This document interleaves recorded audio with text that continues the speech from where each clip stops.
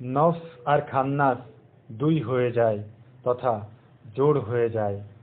তাই জোড় রাতে নয়, বরং খান্নাসকে দূর করলেই বেজোড় হয়। তাই বেজোড় রাতেই কদর রাত্রিটিকে খোঁজার কথাটি বলা হয়েছে। এত কথা, এত বাক্য আর ভাষার শৈলী, অথচ সব কথার মাঝেই লুকিয়ে আছে মাত্র একটি কথা। আর সেই কথাটি হলো, নফসের সঙ্গে যে খান্নাসরূপী শয়তানটি অবস্থান করছে, উহাকে তাড়িয়ে দাও, বের করে দাও, মুসলমান বানিয়ে ফেলো, জিঞ্জির দিয়ে বেঁধে ফেলো। উদ উনা নয়, বরং উদ উনি, তথা দুইজন নয়, বরং একা হও, তাহলে ডাকের জবাবটি সঙ্গে সঙ্গে পাবে। ইত্যাদি কথাগুলোর মাঝে মাত্র একটি কথাই বলা হয়েছে, আর সেটা হলো, তোমার হৃদয়ে যে খান্নাসরূপী শয়তানটিকে পরীক্ষা করার জন্য দেয়া হয়েছে, উহাকে তাড়িয়ে দাও, উহাকে বের করে দিয়ে একা হতে চেষ্টা করো। দুইজন একটি হৃদয়ে বাস করলে জোড় হয়ে যায়, তাই বের করে দিলে বেজোড় হয়ে যায় তথা একা হয়ে যায়। যেইমাত্র সাধক 15 বছর ধ্যান সাধনা করার পর কদর রাত্রিটি রহমত রূপে নাজিল হয়, তখন সাধকের সাহারা রবের কাছেই রব রূপটি ধারণ করে থাকা আল্লাহর রূহ রূপটি দর্শন হয়, এবং রূহ রূপটি উদ্ভাসিত হলেই ফেরেশতাদের নাজিল হবার কথাটি প্রায়ই পাওয়া যায়। মনে রাখতে হবে যে এখানে কিন্তু 15 বছরের ধ্যান সাধনাটির কথা বলা হয়নি, বরং মহানবীর নিজের জীবনের হেরাঘোয়ায় 15 বছর ধ্যান সাধনাটির উল্লেখ মাত্র।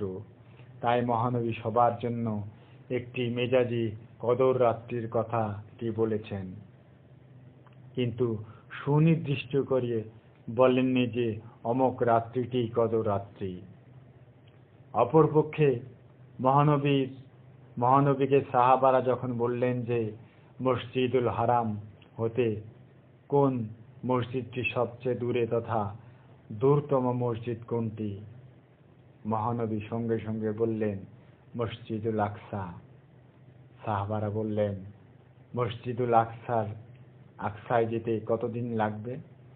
মহানবী বললেন 40 বছর। এই হাদিসটিতে আর কোনো মেজাজি রাখা হলো না তথা রূপক কথাটি রইল না। ওয়াহাবীরা এই হাদিসটি না ফেলতে পারে না মানতে পারে, কারণ হাদিসটি বুখারী এবং মুসলিম উভয়টিতে আছে। তাই কোনো ব্যাখ্যা না দিয়ে চুপ করে থাকে, কারণ সুন্নি তো দূরের কথা, ওয়াহাবীরা জানে যে মেজাজি মসজিদুল হারাম হতে যদি কেহ কোনো যানবাহন ব্যবহার না করে পায়ে হেঁটেও যায়, তো খুব বেশি হলে 2 মাস লাগতে পারে। অথচ সঙ্গে সঙ্গে মহানবী বললেন যে 40 বছর লাগবে। কেন 40 বছর বলা হলো? কারণ মহানবী নবুয়ত পেয়েছিলেন 40 বছরে। এখানে মেজাজি 40 বছর, কারণ আদম যখন মাটি ও পানিতে ভাসমান অবস্থান করছেন, তখনও মহানবী নবী ছিলেন। সুতরাং মেজাজির সঙ্গে হাকিকি রূপটি আছে, কেউ ধরতে পারে, কেউ পারে না, এখানেই তকদীর। সুতরাং 1000 মাস সেই ইহুদি সাধক মেজাজি তলোয়ার নিয়ে রাস্তাঘাটে কারা কুফরি করছে, তাদের বিরুদ্ধে মেজাজি তলোয়ার না ধরে নিজের ভিতরে যে খান্নাসরূপী শয়তানটি বাস করছে, তার বিরুদ্ধে ধ্যান সাধনার তলোয়ারটি ধরেছিলেন। তা না হলে মেজাজি অর্থটি গ্রহণ করতে গেলে কাফেররা হাত গুটে বসে বসে মার খেত না। মহানবীর মেজাজি জীবনটার দিকে তাকালেই তো এর বহু জ্বলন্ত নমুনা আমরা দেখতে পাই। কাফিরেরাই প্রথমে অস্ত্র ধারণ করেছে আর মহানবী সেগুলো প্রতিহত করেছেন। প্রতিটি যুদ্ধে কাফিরেরা চাপিয়ে দিয়েছিল মহানবীর উপর, আর মহানবী সেই যুদ্ধগুলো প্রতিহত করেছেন। এমনকি কাফেরদের সংখ্যা বেশি এবং মাত্র মুষ্টিমেয় সাহাবা থাকাতে রাত্রির অন্ধকারে মওলা আলীকে মহানবীর বিছানায় রেখে হযরত আবু বকর সিদ্দিককে নিয়ে হিজরত করতে হয়েছিল। যাবার পথে যে গুহাটিতে মহানবী আর হযরত আবু বকর লুকিয়েছিলেন, সেই গুহার কাছেও কাফেররা এসেছিল, কিন্তু মাকড়সা আর কবুতরের ডিম দেখে আর সেই গুহাতে প্রবেশ করেনি। আর একজন ইহুদি সাধকের তরবারি নিয়ে ঘুরে ঘুরে জিহাদ করার কথাটি কেমন শোনায়? শত প্রশ্ন থাকার পরও আমরা মেজাজি বয়ানটিকে মেনে নিলাম এই জন্য যে সবার পক্ষে ধ্যান সাধনার আকবরী জেহাদটি করা সম্ভব নয়। পাঠশালার ছাত্রের হাতে আদর্শলিপি মানায়, কিন্তু কাজী নজরুল ইসলামের বিদ্রোহী কবিতাটি মানায় না, আর মানায় না আল্লামা ইকবালের শেকওয়া আর জবাবে শেকওয়া কবিতাটি। পাঠশালার ছাত্রদেরকে জোর করে এসব কবিতা বোঝানোর চেষ্টা করাটা যেমন নিছক বোকামি, তেমনি পাঠশালার আদর্শলিপি জোর করে জ্ঞানীদের হাতে তুলে দেয়াটাও বোকামি। এই বোকামি করার দরুন সমাজ জীবনে বহু ভুল বোঝাবুঝি হয়, হাতাহাতি হয়, এমনকি খুনাখুনিও পর্যন্ত হয়। বাহাস নামক অস্ত্রটি ধারণ করে, অথচ বাহাস করার কথাটি কোরআনের কোথাও পাই নাই, বরং পেয়েছি মোবাহেলার কথাটি। অথচ ওয়াহাবি আর সুন্নিদের মাঝে কেমন করে বাহাস হয়? কারণ ওয়াহাবি আর সুন্নিরা সম্পূর্ণ দুই মেরুতে অবস্থান করছে, আবার শিয়ারা অন্য মেরুতে অবস্থান করছে, আবার মুতাজিলারা সম্পূর্ণ অন্য মেরুতে অবস্থান করছে। সুতরাং বাহাস হয় কি করে? বাহাস করাটা এত বোকামি। আগে বাইতুল মোকাররমের প্রবেশ পথের ওপর নিয়ন সাইনে লেখা ছিল আল্লাহ মুহাম্মদ। তারপর অজ্ঞাত কারণে ওয়াহাবিদের দর্শন আল্লাহ আকবার শোভা পাচ্ছে, মুহাম্মদ নামটি আর রাখা হলো না। যে ওয়াহাবিরা মহানবীকে বড় ভাইয়ের মতো ইজ্জত করার উপদেশ খয়রাত করে, তাদের পক্ষে আল্লাহর পাশে মুহাম্মদ নামটি রাখার কি করে আশা করেন? আশা করাটাই তো বোকামি। এনে তবুও অনেক বাহাস হয়েছে এবং প্রতিটি বাহাসে ওয়াহাবিরা হেরে গেছে, কিন্তু হারার পরও কি সামান্য পরিবর্তন হয়েছে? না, হয়নি। কেন হয়নি? তকদিরের লিখন। বদলানো যায় কিনা এর উত্তরটি পাঠকই দেবে। কোরআনের সূরা বাকারা 245 নম্বর আয়াতে আল্লাহ বলছেন, মান জাল্লাজি ইউ কারিদুল্লাহা কারদান হাসানান। কে সেই ব্যক্তি যে আল্লাহকে উত্তম ঋণ প্রদান করবে? ফাই উদাইফাহু লাহু আদআফান কাসীরাতান। সুতরাং তিনি উহা বহুগুণে বৃদ্ধি করিয়া দিবেন। কোরআনের এই আয়াতটি একটি গবেষণার বিষয়, কারণ আল্লাহ ঋণ চাচ্ছেন কার কাছে? তার বান্দার কাছে। কর্জ চাওয়া অথবা ধার চাওয়া শব্দটি ব্যবহার করা যায়, আবার ঋণ শব্দটি নিলাম, কারণ কর্জ তথা ধার চাইলে যা দেওয়া হয় তাও পরিশোধ করতে হয়। এখানে পরিশোধের কথাটি না বলে বলা হলো এই ঋণের পরিবর্তে আল্লাহ বহুগুণ বৃদ্ধি করে দিবেন। আসলে যে ঋণটি দেয়া হবে সেই ঋণের পরিবর্তে বহুগুণ বাড়িয়ে দেয়া হবে। কত গুণ বাড়িয়ে দেয়া হবে সংখ্যা নির্দিষ্ট হিসাবটি দেওয়া হলো না, বরং বলা হলো বহুগুণ বাড়িয়ে দেয়া হবে। এখন প্রশ্নটি হলো, সেই ঋণের বিষয়টি কি? মালের যাকাত তথা সাদকা, না অন্য কিছু? প্রথমে মালের যাকাতটিকেই ধরে নিলাম।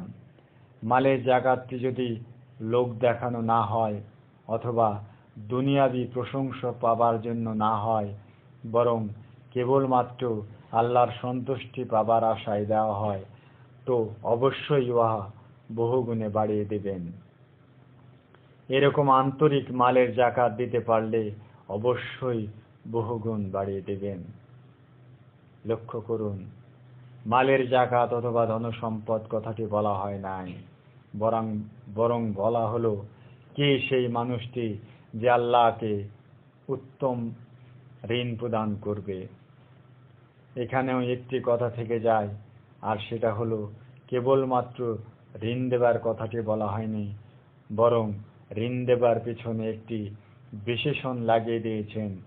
বিশেষণটির নামটি হলো উত্তম।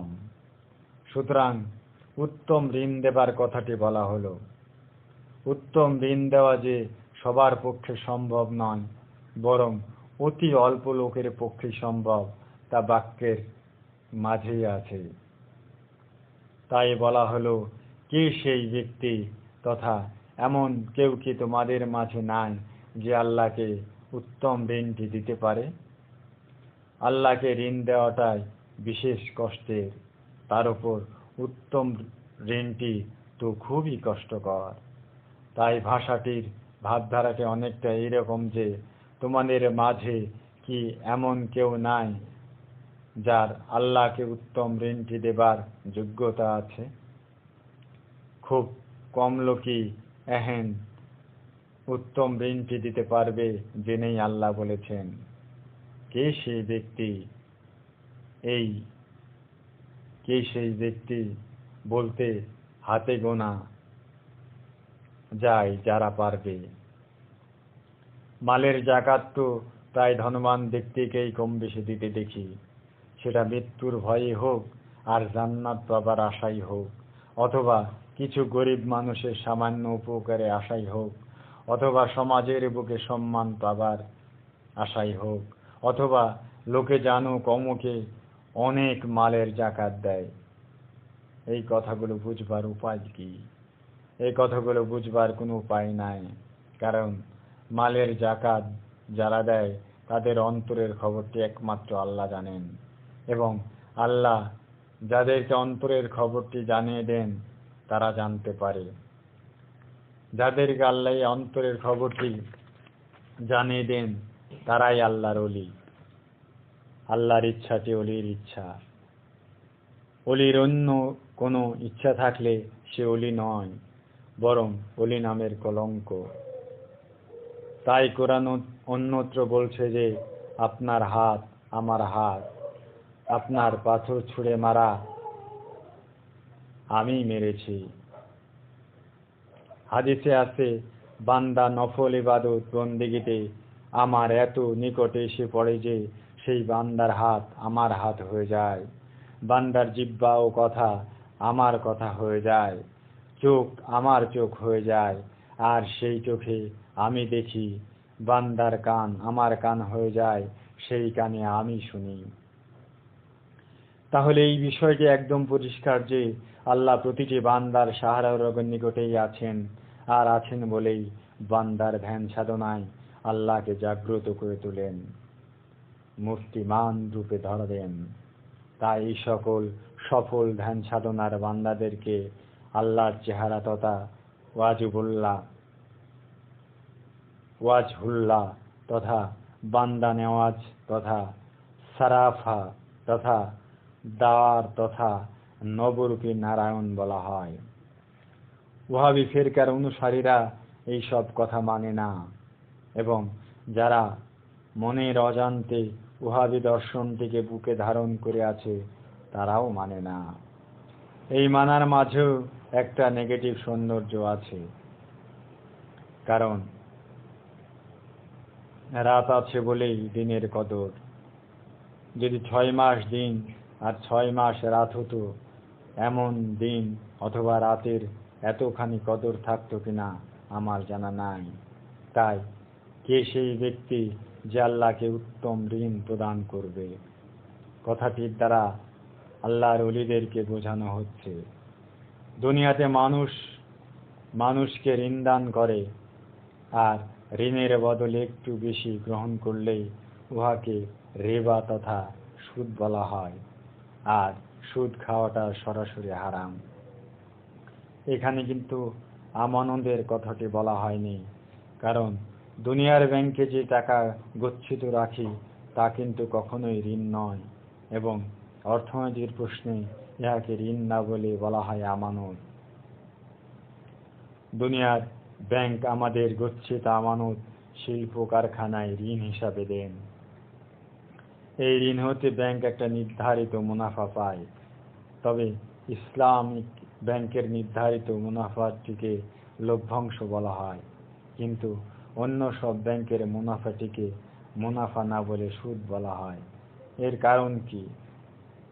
কারণটি আর কিছুই নয়, বরং সোজা কথায় বলে দেওয়া যায় যে কোরআন কোনো বইয়ের দোকান তথা লাইব্রেরি হতে কিনতে গেলে কোরআনের দাম কত বলা যাবে না, কারণ দুনিয়ার ধন সম্পদ নিয়ে কোরআন কেনা যায় না, তাই দাম না বলে বলতে হবে হাদিয়া। সুতরাং বলতে হবে এই কোরআনের হাদিয়া কত। পক্ষান্তরে অন্য কোনো বই কিনতে গেলে বলতে পারেন যে বইটির দাম কত। এক কথায় কোরআন কিনলে হবে হাদিয়া, আর সাধারণ বই কিনলে হবে দাম। ইসলামী ব্যাংকে ফিক্সড ডিপোজিটের নির্ধারিত আয়টুকুকে বলতে হয় মুনাফা। পক্ষান্তরে অন্য কোনো ব্যাংক ফিক্সড ডিপোজিটের নির্ধারিত আয়টুকুকে বলতে হবে সুদ।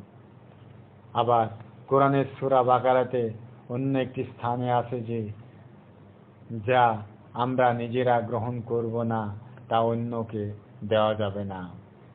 এখানে এই আয়াতে আল্লাহর খাস বান্দাদেরকে আরো একটু জটিল, আরো একটু বিব্রত বোধ করার অবস্থানে দাঁড় করানো হলো, কারণ জাকাতের শাড়ি লুঙ্গি কম দামের হয়, যা জাকাত দানকারীরা ভুলেও পরিধান করেন না। আমরা যে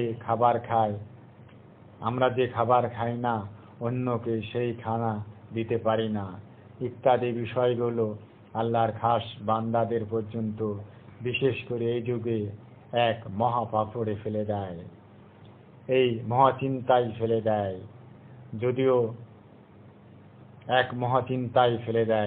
যদিও বান্দা মুখ ফুটে বলে না, কিন্তু বিবেক দাঁত বের করে বোবার মতো দংশন করতে থাকে। মানুষ কিছু দিয়ে কিছু আশা করে, কিছু আশা না থাকলে বিরক্তি আর পরকালের ভয়ে কিছু দায় সারা গোছের দান করে। গিভ অ্যান্ড টেক দিয়ে দুনিয়াটা চলছে, তা সেই গিভ অ্যান্ড টেকের মাঝে ঠকলেও খুশি থাকে। যেখানে টেক নাই সেখানে গিভ থাকতে পারে না, এটাই মানুষের স্বভাব। কারণ খান্নাসরূপী শয়তানটি যতই চালাকি করুন না কেন, জেনে রাখো আমি সবচাইতে বড় চালাক। তাই আল্লাহ তার বান্দার কাছে ঋণ চাইছেন, এবং এই ঋণটি শর্তযুক্ত ঋণ তথা উত্তম ঋণ। এই উত্তমের মাঝেই ঋণ গ্রহণের বিরাট রহস্যটি লুকিয়ে আছে। সবার পক্ষে এই বিষয়টি বোঝা বড়ই কষ্টকর, আর কষ্টকর বলেই সবাই না বলে বলা হচ্ছে কে সেই ব্যক্তি যে আল্লাহকে উত্তম ঋণ দেবে। তাই খাজা গরিবে নওয়াজ মঈনুদ্দিন চিশতি তার অমর গ্রন্থ আসরারে হাকিকিতে মালের জাকাত এবং জাকাত বিষয়টি সামান্য কিছু কথা দিয়ে এই এত অপূর্ব করে বলেছেন যে অবাক হয়ে যায়। ওহাবিরা খাজা বাবার নামটি শুনলে অ্যালার্জিতে আক্রান্ত হয়ে পড়ে এবং সেটা ফাঁক ফোকর ফেলেই বলতে থাকে, আর সুন্নিরা বিভ্রান্ত না হলেও তাদের মনের ভেতর দাগ কাটে। ওহাবিরা এত সুন্দর যুক্তি তর্ক দিয়ে বোঝায় যে কিছু লোক তো খপ্পরে পড়তেই পারে। শুদ্ধ সৌদি আরবের মুসলমান ভাইরা ওহাবি ফিরকার অনুসারী এবং এদের ব্যাপক প্রচার ও বিকা হওয়া আলেমদের বিক্রি হয়ে যায় আলেমেরা টেলিভিশন চ্যানেলগুলোতে প্রচার করার ঢং দেখলে পরিষ্কার বোঝা যায় যে এরা সুন্নি নাম ধারণ করে ওহাবি ফিরকার ফাঁদে ফেলার আহ্বান করছে। পাখি দিয়ে পাখি ধরার মতো। মালের জাকাত এবং হাকিকি জাকাত বিষয়টির ওপর খাজা গরিবে নওয়াজ কি বলছেন তার প্রিয় প্রধান খলিফা কুতুবউদ্দিন বখতিয়ার কাকীকে নিচে তাই কিছুটা তুলে ধরলাম। মহানবী আরও বলেন, হে ওমর, শরীয়ত মোতাবেক 200 দিনারের মধ্যে মাত্র 5 দিনার জাকাত দান করা ফরজ। অথচ যারা তরিকতের অনুসারী তথা তরিকত মানে অথবা মেনে চলে তাদের জন্য 200 দিনারের মধ্যে 5 দিনার নিজের মধ্যে রেখে বাকি সবটুকু দান করা ফরজ। মনে রেখো, জাকাত স্বাধীন ব্যক্তির উপর ফরজ। যারা গোলাম এবং ক্রীতদাস তাদের উপর নয়। মানুষ যতক্ষণ পর্যন্ত নফসের খায়েসের গোলামি হতে মুক্ত হতে না পারে ততক্ষণ পর্যন্ত সে আজাদ হতে পারে না। যে পর্যন্ত সে নফসের খায়েসের গোলামি হতে আজাদ হতে না পারে সে পর্যন্ত তার উপরে কি করে জাকাত ফরজ হতে পারে?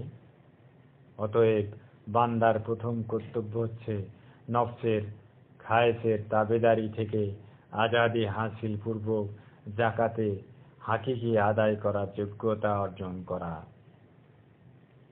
জাকাত অবস্থা সম্পন্ন সুস্থ মস্তিষ্ক ও সাবালক ব্যক্তির উপর ফরজ। পাগল এবং নাবালকের উপর জাকাত ফরজ নয়। যে ব্যক্তি গাফলতি ও নফসানিয়াতের শয়তান প্রভাব বিস্তার করে আছে সে আরেফে ইলাহিগণের কাছে দুধ পান করা শিশুর মতো। যারা মারিফতের মোকামে বাস করে তারা একেবারে অথর্ব বলে মনে করে, ফলে তার উপর হাকিকি জাকাত কি করে ফরজ হতে পারে? কাজেই বান্দার প্রধান কর্তব্যটি হল নফসানিয়াতের অন্ধকার হতে মুক্তি অর্জন করে মারিফতে ইলাহি মোতাবেক আকল ও আজাদি হাসিল করা। এতে সে জাকাতে হাকিকি আদায় করার উপযুক্ততা লাভ করবে। শরীয়ত যে জাহিরি জাকাত ফরজ করছে তার উদ্দেশ্য হল ধনী ব্যক্তিরা জাকাতের উসিলায় গরিব, আতুর ও মিসকিনকে সাহায্য করবে এবং এতে তাদের অভাব কিছুটা কাটবে। হে ওমর, গঞ্জে হাকিকির অধিকারী ছাড়া জাকাতের হাকিকি বিষয়টির কারো কোনো জ্ঞান নাই। গঞ্জে হাকিকি মূলত সিররে রুবুর বিয়াত অর্থাৎ রবের গোপন রহস্য। আরেফ গণের দিল এই সিররে রুবু বিয়াতের গঞ্জিনা সদৃশ্য। কাজেই আরেফ গণের ওপর ফরজ হলো তারা তাদের গঞ্জে হাকিকি হতে আসরারে ইলাহি রূপ জাকাত অজ্ঞ ও গুমরাহদেরকে দান করবে। কারণ এইরূপ দান পাবার উপযুক্তদেরকে দান করাই প্রকৃত জাকাত এবং এটাই হাকিকি জাকাত। দিওয়ানে মঈনুদ্দিন, পৃষ্ঠা নম্বর 442। প্রথমেই বিষয়টি পরিষ্কার করে রাখা ভালো যে খাজা মঈনুদ্দিন চিশতি যে মহানবী হযরত ওমর ফারুককে উপদেশ দিচ্ছেন এই কথাগুলো হাদিস বলে মনে হবে, এবং খাজা মঈনুদ্দিন চিশতি তার প্রধান খলিফা খাজা কুতুবউদ্দিন বখতিয়ার কাকীকে বারবার বলছেন যে তার কথাগুলো হাদিস। কেমন করে হাদিস হলো এই বিষয়টি ব্যাখ্যা করে বাবা কুতুবউদ্দিনকে বলেছেন। তিনি বলেছেন যে যারা খাজা বাবার আশিক এবং তরিকতের অনুসারী তারা মাথা নত করে মেনে নেবেন, কিন্তু ওহাবি ফিরকার অনুসারীরা তথা যারা সুফিবাদ তথা আধ্যাত্মবোধ মানে না তারা মানা তো দূরের কথা, বরং বাহারি বিরূপ মন্তব্য করবে। কারণ খাজা মঈনুদ্দিন এইসব মহামূল্যবান উপদেশ কোনো হাদিস গ্রন্থে পাওয়া যায় না। তাই ওহাবিরা ইহাকে হাদিস না বলে প্রলাপও বলতে পারে এবং বলবে। কারণ যিনি বড় পীর বলে পরিচিত এবং হাম্বলি মাযহাবের অনুসারী সেই হযরত আব্দুল কাদের জিলানীকে তারা সবচেয়ে বড় কাফের বলে ফতোয়া দিয়েছে। হাম্বলি মাযহাবে ইমাম আহমদ হাম্বল সাহেব একটু আধ্যাত্মবোধের হাদিস গ্রহণ না করে নিতে পারেননি। তার জন্য একবার অভিমান করে বড় পীর সাহেব হাম্বলি মাযহাব ত্যাগ করতে চেয়েছিলেন, কিন্তু বিশেষ কারণে করেননি। ওহাবিরা যখন সুন্নিদের কাছে বাহাসে হেরে যায় তখন হাম্বলি মাযহাবের অনুসারীরা বলে প্রচার করে। কারণ ওহাবিরা কোনো মাযহাব মানে না। না মানার প্রশ্নে যেসব যুক্তিতর্ক প্রদর্শন করে তা পড়লে সাধারণ পাঠক মনে করতে চাইবে যে ওহাবিরাই সঠিক এবং যারা মাযহাব মেনে চলে তারা বোকা। যদি বলেন যে চার মাযহাব কি কোরআন হাদিস বহির্ভূত কথা বলছেন, ইমাম আবু হানিফা তো সাফ বলে দিয়েছেন যে আমার কথাগুলো যদি কোরআন হাদিসের বলের বাইরে থাকে এবং পছন্দ না হয় তে মেনে নিও না। এত সুন্দর কথা বললে কি হবে? যারা আগেই মনস্থির করে ফেলে যে মানব না তাদেরকে কি করে মানাবেন? ধন্যবাদ পাবার যোগ্য পরম শ্রদ্ধেয় জেহাদুল ইসলাম সাহেব, কারণ শুনেছি যে উনি দিওয়ানে গৌসুল আজম বইটি বাংলায় অনুবাদ করেছেন। বেঁচে থাকলে উনি হয়তো ওলিদের বহু মূল্যবান গ্রন্থ অনুবাদ করে যেতেন, কারণ বাংলার বুকে কোনো পীর সাহেব বিখ্যাত ওলিদের মূল্যবান গ্রন্থগুলোর অনুবাদ করতে আজও এগিয়ে এলেন না। বাজার কেবল ওহাবিদের বই ও প্রচারে ছেয়ে গেছে। তরিকায় যারা অনুসারী তারা কি চুপি চুপি মালের জাকাত সেই সব লেখকদেরকে দিতে পারেন না যারা লিখনির মাধ্যমে নফসের খায়েশের গোলামি হতে মুক্তি পাবার কথাগুলো লিখে যান? অন্তত বই ছাপাবার জন্য তরিকতের অনুসারীরা কি মালের একটি ক্ষুদ্র অংশ দান করতে পারেন না? গোলামের জন্য, পাগলের জন্য এবং নাবালকের জন্য যে মালের জাকাত নাই তা সবার জানা থাকার কথা। যারা নফসের খায়েশের গোলামি করে যাচ্ছে তারা তো বড় গোলাম তথা আকবরী গোলাম। খান্নাসরূপী শয়তানটি প্রতিটি মানুষের অন্তরে বাস করে এবং এই শয়তানটি পবিত্র নফসটিকে বাহারি কুমন্ত্রণা দিয়ে শয়তানের বড় গোলামে পরিণত করছে, অথচ বুঝেও মালুম পায় না। জানে ধূমপানে বিষপান, তবুও জেনে শুনে বিষপান করছে। তাই সবাইকে বলছে না, সবাইকে বলবার প্রশ্ন আসে না, কিন্তু যারা আহলে তরিকত তথা তরিকতের অনুসারী তারা কি মেজাজি জাকাতের একটি ক্ষুদ্র অংশ দান করে অন্ধকার হতে আলো দেখাবার সামান্য দায়িত্ব গ্রহণ করতে পারেন না? লোক দেখানো ইবাদত যারা করে তাদের জন্য ওয়াইল নামক দোজখকে নির্ধারণ করে রাখা হয়েছে। কোরআনের এত বড় মূল্যবান কথাটি জানবার পরেও সমাজের ঠুনকো সম্মান পাবার আশায় ভুলে যায়।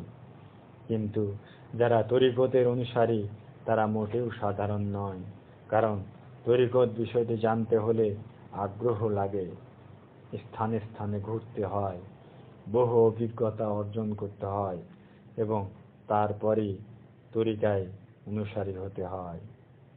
তাই যারা তরিকতের অনুসারী, যারা অধমের বইগুলো পড়ে প্রচার হবার যোগ্য মনে করেন, কেবল তাদেরকেই একান্ত অনুরোধ করব যে অধমকে মেজাজি জাকাতের একটি ক্ষুদ্রাংশ দান করে আমার পাশে দাঁড়ান। গবেষণায় মগ্ন থাকব, না বাজারে গিয়ে অর্থোপার্জন করব। গবেষণায় মগ্ন থাকব, তা যতই কষ্ট আর যাতনা সহ্য করতে হয় করব। শাহ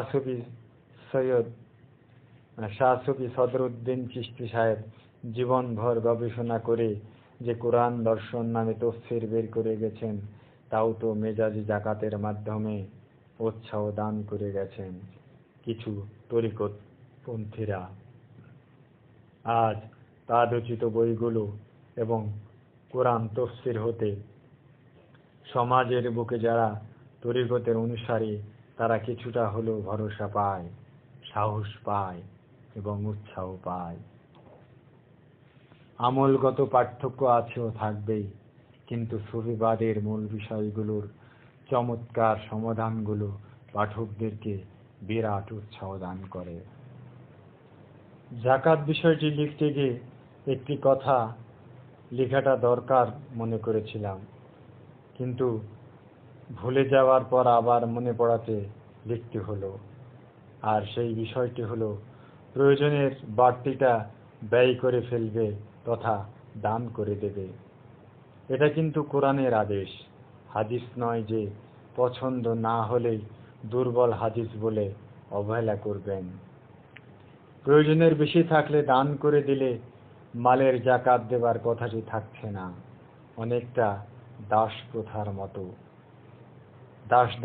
দাসীদের উপর কিরকম আচার আচরণ করতে হবে তার বহুল আলোচনা কোরআন হাদিসে দেখতে পাই। আবার সেই সঙ্গে দাসীদের মুক্ত করে দেবার অনেক রকম উপদেশ পাই। এখন প্রশ্নটি হলো, যখন দাসীটি আর থাকবে না, তখন দাসীদের উপর আচার আচরণের কথাটি থাকে কোথায়? অবশ্য মনে রাখতে হবে যে মেজাজি দাসীর কথাটি বলছি, হাকিকি দাসীর কথা নয়। কারণ যারা আপন আপন নফসের খায়েসের দাস অথবা দাসী হয়ে আছে, তাদেরকে কি করলে মুক্ত করা যাবে সেটা সুফিদের কথা। সুতরাং বিষয়টা সুফিবাদের। হাকিকি বিষয়গুলো নিয়ে আলোচনা করাটাই হলো সুফিবাদ নিয়ে আলোচনা করা। আবার হাকিকি কথার ব্যাখ্যা বিশ্লেষণ করতে গেলে ব্যাখ্যার মেজাজি তথা জাগতিক মূল্যটি সমাজের দৃষ্টিতে শূন্য, কিন্তু সুফির দৃষ্টিতে অনেক মূল্যবান বিষয়। কারণ সুফিবাদটাই প্রেম, ভক্তি, ভালোবাসার ভিত্তির উপর দাঁড়িয়ে আছে। মহানবীর দাঁত মোবারক শহীদ হবার দরুন করণ প্রদেশের এক মাজুব আবদালের কোনো প্রকার ইবাদত বন্দেগী নাই। মিশকাত শরীফ 11 খণ্ড সমস্ত দাঁতগুলো ভেঙে ফেললেন। মহানবীর দুটো দাঁত ভেঙে গেছে বলে সব মুসলমানদের দুটো করে দাঁত ভেঙে ফেলতে হবে, এরকম এই জাতীয় সুন্নত পালনের কথাটি আমার জানা নাই। মিষ্টি খাওয়া, মধুপান করা, কালিজিরা খাওয়া, লাউয়ের তরকারি খাওয়া ইত্যাদি বিষয়গুলোর কম বেশি জানা থাকার কথা, কারণ এগুলো মহানবীর সুন্নত। কিন্তু দুটো দাঁত ভেঙে ফেলতে হবে বলে কোনো সুন্নতের কথাটি পাই নাই। কারণ দাঁত ভাঙার বিষয়টি হলো প্রেম, যাহা সবার জন্য হতে পারে না। কারণ প্রেম করা যায় না, বরং প্রেম হয়ে যায়। বৈষয়িক দৃষ্টিভঙ্গির বিচারে জাগতিক দৃষ্টিকোণ হতে দেখতে পাই যে ইহার কোনো মূল্যায়ন হয় না, কিন্তু প্রেমের বাজারে এই দাঁত ভাঙ্গার বিষয়টিকে মহানবী এত বেশি দাম দিয়েছেন যে নিজের জুব্বা মোবারক কোনো সাহাবাকে না দিয়ে করণ প্রদেশের মজ্জুব হযরত ওয়াইস করণকে দেবার নির্দেশ দিয়েছেন এবং সেই পবিত্র নির্দেশটি পালন করা হয়েছিল। একজন মজ্জুব এত বড় পাওয়াটাকে মহানবী হতে পাবেন কেউ ভাবতেও পারেনি। সুতরাং প্রেম দিয়ে হিংসাকেও অনেক সময় জয় করা যায়। প্রেম দিয়ে মহানবীর সর্বশ্রেষ্ঠ পুরস্কারটি সাহাবারা না পেয়ে তাবেইন ওয়াইস করণে পেলেন। সত্যি জ্ঞানীদের জন্য এইসব বিষয় হতে অনেক কিছু পাবার নিদর্শন রয়ে গেল। আব্বাসীয় বাদশাহ মুতা আক্কিল ছিল একজন জালেম বাদশাহ।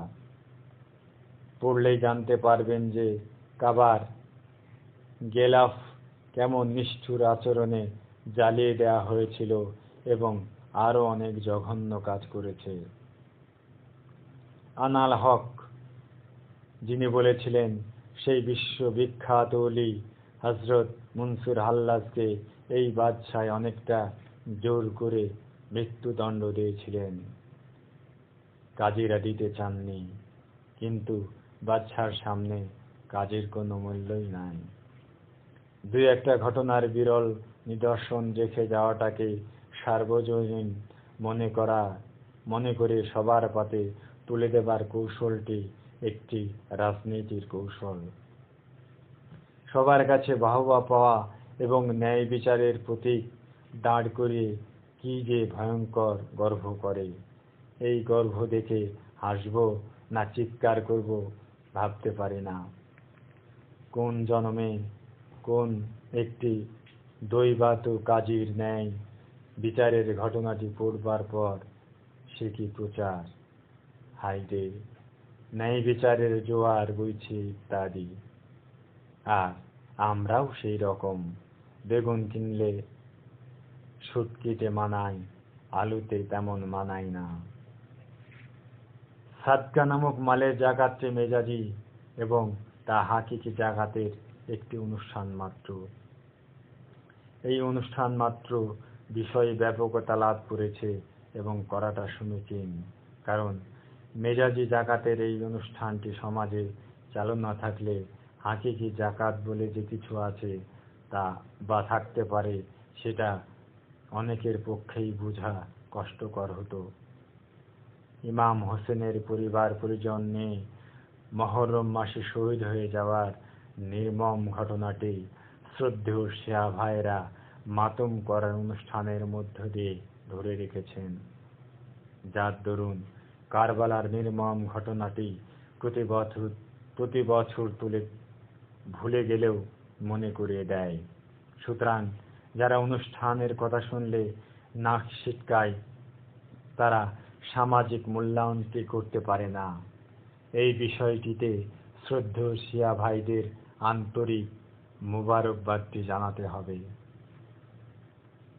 আর কিছু থাকুক বা না থাকুক, মাতৃভাষার জন্য যারা জীবন দান করে গেছেন 21শে ফেব্রুয়ারি নামক মেজাজি অনুষ্ঠানটি পালনের মধ্য দিয়ে আমাদেরকে তাদের কথা কম বেশি অনেক কিছু মনে করে দেয় এবং আমাদের পরে যারা আসবে তারা এই মেজাজি অনুষ্ঠানের মধ্য দিয়ে অনেক কিছু জানতে পারবে এবং অনেক প্রশ্ন করতে শিখবে। ধোঁয়া দেখলে যেমন আগুন আছে বলে মনে হয়, তেমনি অনেক প্রশ্ন আসল বিষয়টির দিকে নিয়ে যাবে। সুতরাং এই 21শে ফেব্রুয়ারির মেজাজি অনুষ্ঠানটিকে বাদ দেয়া যায় না। বাদ দিলে হাকিকি তথা আসল বিষয়টি হারিয়ে যাবার সম্ভাবনা থাকতে পারে, নতুবা সবার পক্ষে আমভাবে জানবার মাধ্যমটি থাকছে না। প্রতিটি স্মরণীয় অনুষ্ঠান মেজাজি হলেও হাকিকি বিষয়টি জানবার বিরাট প্রশ্ন রেখে যায়। এই প্রশ্নের ফাটল দিয়ে প্রবেশ করে হাকিকি তথা আসল বিষয়টি তুলে ধরে। এখানেই মেজাজি অনুষ্ঠান পালনের পরম সার্থকতা।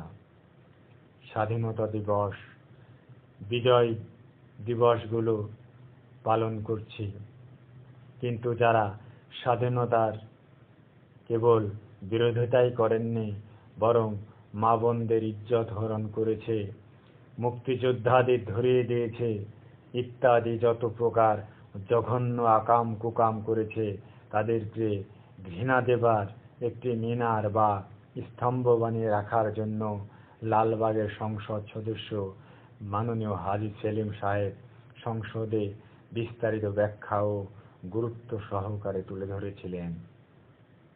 কিন্তু তখনকার মাননীয় প্রধানমন্ত্রী কোনো অজ্ঞাত কারণে বিষয়টির সামান্য গুরুত্ব না দিয়ে বরং দরদের সাজে হেসেছিলেন। হাসির পর যে কাঁদতে হয় এটা ওনার জানা ছিল না বলেই অনেক কেঁদেছেন। কথায় বলে, বেহায়ারা যেমন কাঁদতে জানে, আবার গদিতে বসলে আরাম পেয়ে হাসতেও পারে।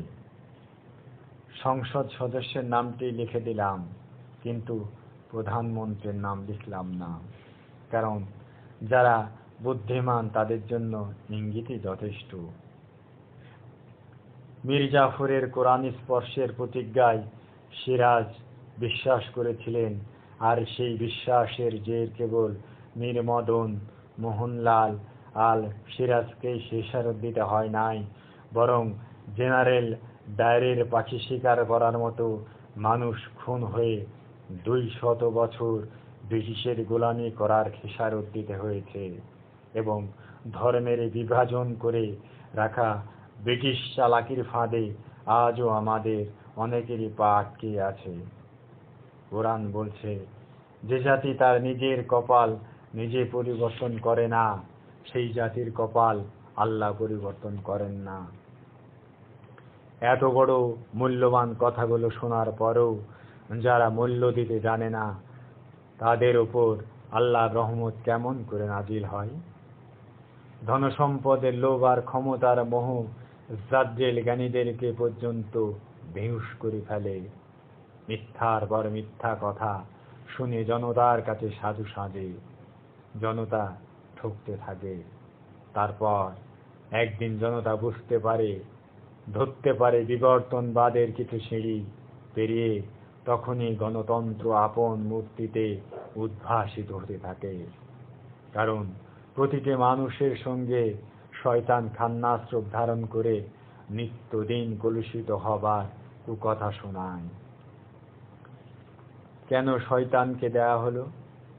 শয়তানের ধোঁকা হতে মুক্তি পাবার চেষ্টা চালিয়ে যাও, কারণ শয়তানটিকে তোমার সঙ্গে তথা তোমার মনের মাঝে না দিলে আমার কোনো পরীক্ষা থাকে না। ফেরেশতাদের নফস নাই, রূহ নাই, তাই পরীক্ষাও নাই।